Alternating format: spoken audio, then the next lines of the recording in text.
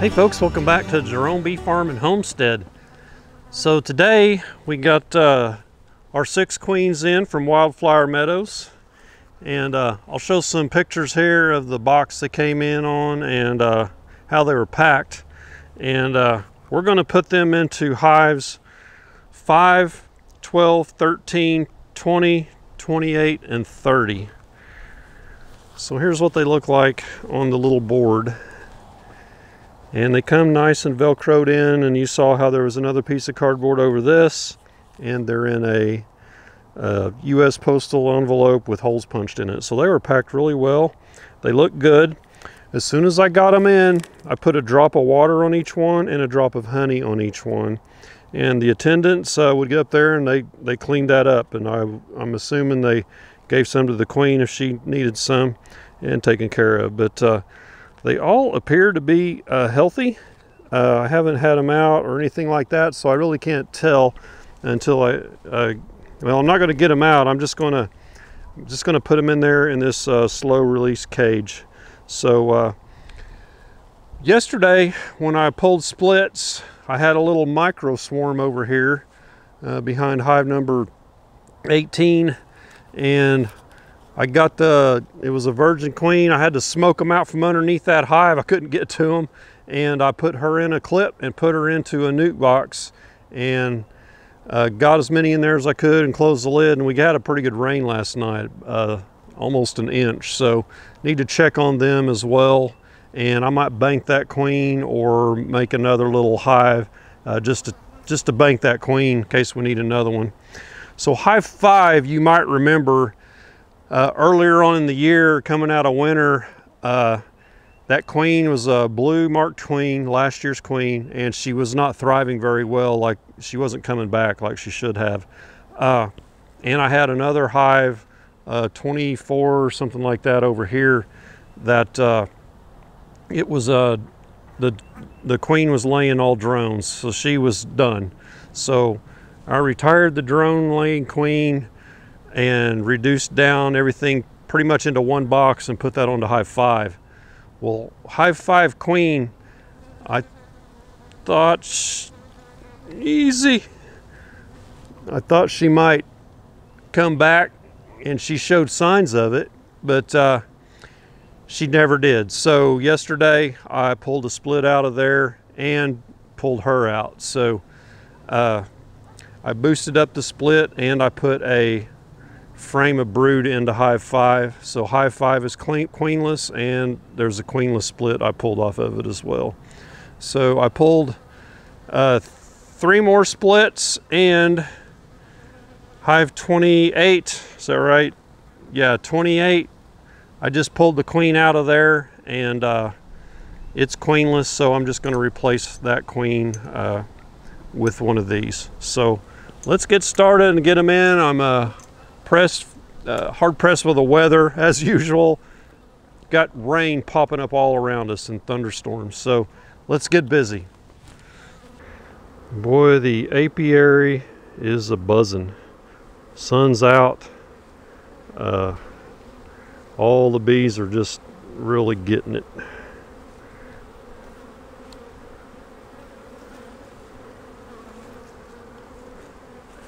So here's our little swarm. So they got down underneath this hive here, and there's a crack in there, and the queen was in there, and I couldn't get them out of there, so I wound up smoking them, and they ran out on the board over here, and I saw that queen and I got her in a clip. So let's see if there's anything going on in here. Yeah, there's the queen in the clip. Not a lot of bees. It was little bitty swarm. I'll post a picture of it, but it's about the size of a softball. So I'm not going to mess with that now. I don't have time. My priority right now is to get these queens installed. So right here's number 5. First thing I need to do in number 5 is check it for a queen, because the brood frame I put in there was out of hive 16 back here behind me, and that's the one that had a blue queen in it that was hard to spot. So I need to make sure I didn't get that queen on that brood frame accidentally. There was so many bees on it. I looked at it for quite a while, but man, those things can slip by you. I can stare right at them, and sometimes I still don't see them. So that's the first thing we're going to do, is check this hive right here and make sure it is actually queenless. Okay, here we go. So again, this is hive 5 that was a combination of 24 that was a drone laying queen, and it was a double deep. I reduced it down, pulled a split out of it, and I added a brood frame in here. So we're making sure there's not a queen in here before we add a queen, in case I accidentally got that queen with that brood frame when I put it in here. So she's a blue marked queen and not marked very well. So I need to look for a queen and not blue. Had a hard time finding her in the other hive because I kept looking for blue, and a lot of the blue's been rubbed off. I wouldn't expect to see her out here. She'll be on this brood frame if she's in here, most likely. But I'm going to check them all.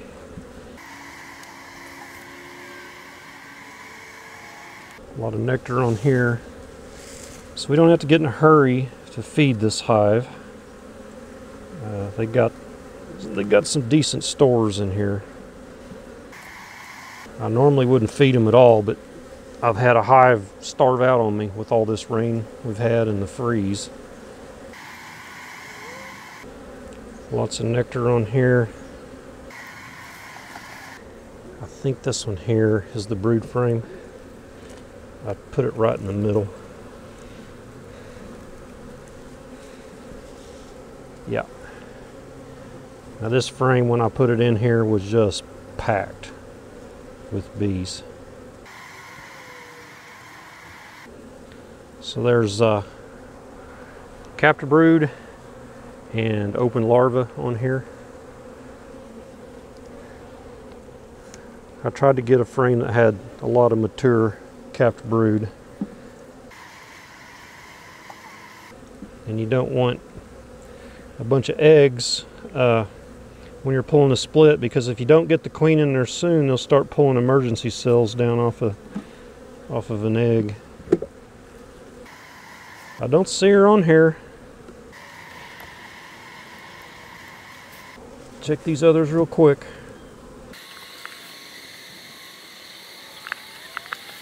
Got some pollen here. Right next to that frame that's nice and empty, good for laying. So that'll be a good place for that queen to start when she gets emerged out of her release cell. This is heavy, lots of nectar and honey here, capped.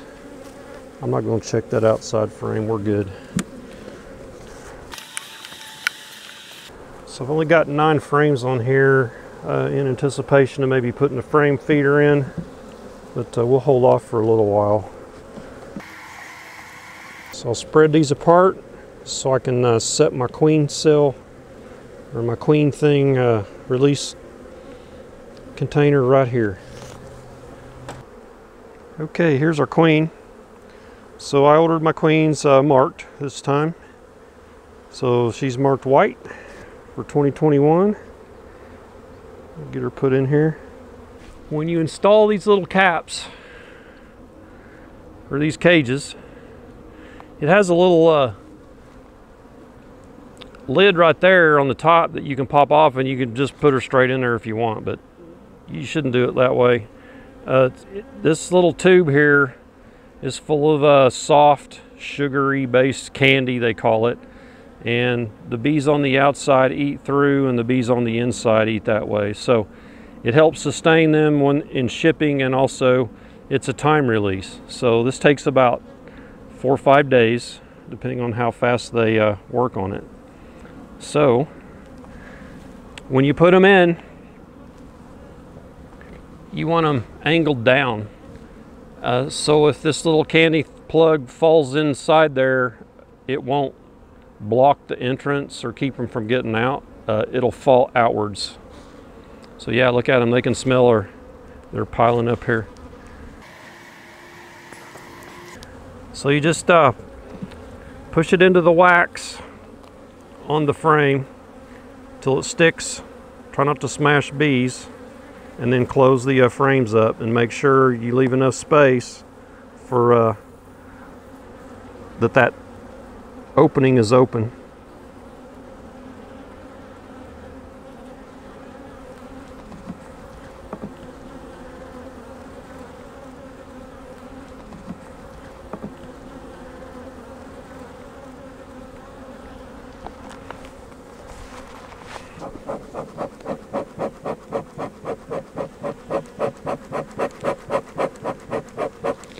This isn't lit, it's just blowing air. Just wanted you to be able to see it. So I'm looking down there and I can verify that the little cap is not blocked, the candy.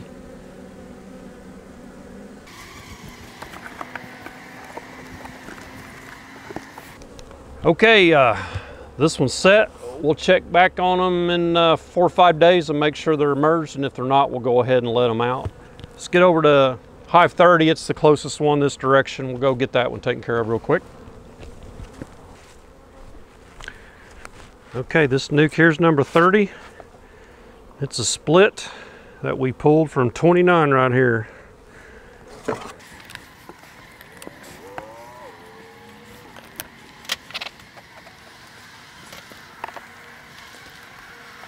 want to check our hive strength here. Yeah, so we'll see we got a full frame of brood here, both sides. The frame next to it looks just like that.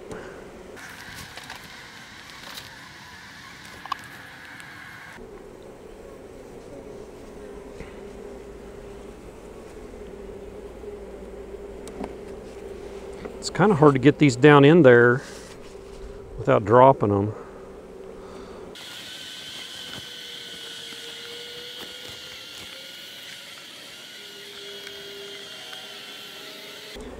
Just making sure they're taken to that queen, and they are now. Took them a little bit. Okay, on to the next one. Okay, here we are at 12 and unlucky 13. These two nukes here. That number 13 spot, I can't get a hive going there for 2 years now, so this will be the 3rd year. It's jinxed. So you see I've got the hive top jar feeder there, and not one over here, but I'm planning on feeding these. That last one especially, number 30, it's going to need fed pretty quick. Yeah, this one's packed. Looks like a lot of the bees on that last one moved out. So we need to go back and maybe give it a few more.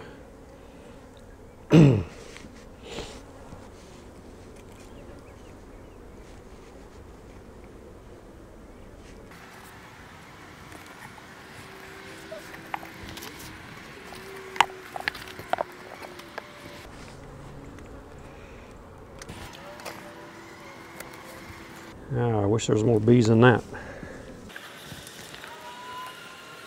They're mostly in here. My smoker has all but gone out, but still working a little bit. We'll shake a couple more frames of bees in this later. This is not enough. I'm gonna leave this one up a little higher, like that. Yeah, so if you saw the amount of bees in there compared to that one, that's what they need to look like. This had about half as many as what I'd like to see. It's not strong enough. They won't have enough bees to go out and forage and get what they need for that queen to get going. So we'll come in, if I got time this evening, I'll come back and I'll shake a frame or two of nurse bees in here. And also number 30, we need to do probably 1 frame over there.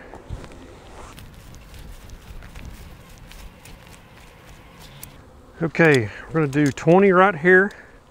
Looks like I should have worn my rubber boots. I'm gonna be standing in water. So this hive had a green queen and it was not thriving. So that's a 3-year-old queen. This is our 3rd year. And they just weren't thriving, so I reduced it down to a single deep and she got retired. And also we're gonna do 28, which is one to the right of the huge swarm. Huge swarm was 27 from 2 years ago, I think, maybe 3. So 28's this one here with the red bottom. So I pulled that queen out of this one, did a split with the original queen. So this is queenless now, and I'm going to requeen it with the new queen.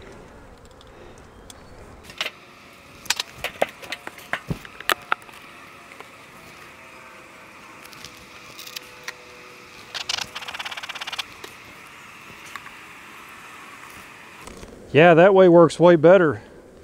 Just get it kind of pinched between the tops of the frames and set in there, and then just push it down to the level you want, and making sure that the opening is clear.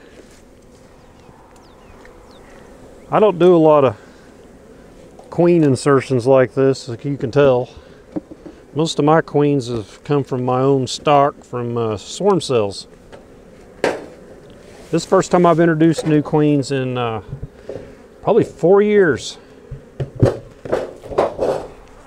That's what we like our hives to look like right there. Just getting it. Hopefully they're filling up that honey super. All right, speaking of honey supers, we're gonna have to get this one off of here. And looks like I forgot some frames down here last night when I was pulling these splits. So these splits have been queenless 24 hours. So even if they're not quite ready to accept a new queen, she's in a cage and they can't get to her and kill her. So she'll be safe until her pheromones start spreading throughout there and she's the only thing they've got. And then they'll realize this is our queen and we should be nice to her. But I think 24 hours is probably good.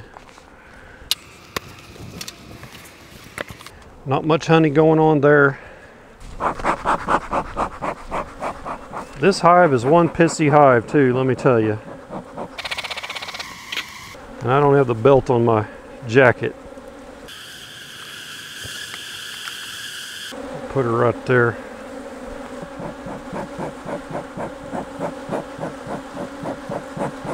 I know there's no smoke coming out of there, but it still pushes them away some. Gets them out of my way. Boy, they're mad.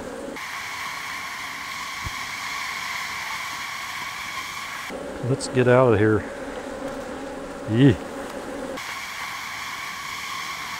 I'll put that extra frame in later. I don't want to screw with them anymore.